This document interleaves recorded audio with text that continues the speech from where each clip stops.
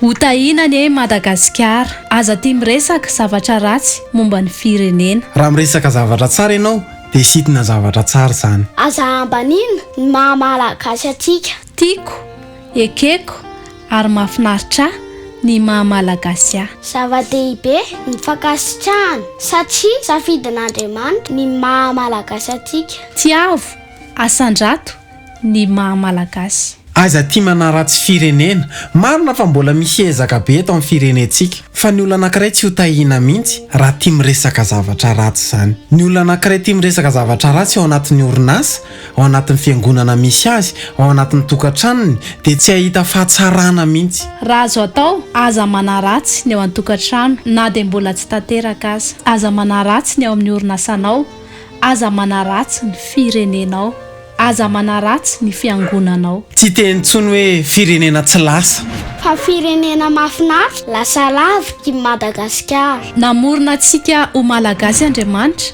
dia nametraka antsika eto Madagasikara. Zava-dehibe ny fankasitrahana fa safidin'Andriamanitra ny mahamalagasy atsika. Aiza mbanina mandrakizay ny mahamalagasy atsika. Manana fijery tsara momba ny firenentsika, momba ny Madagasikara.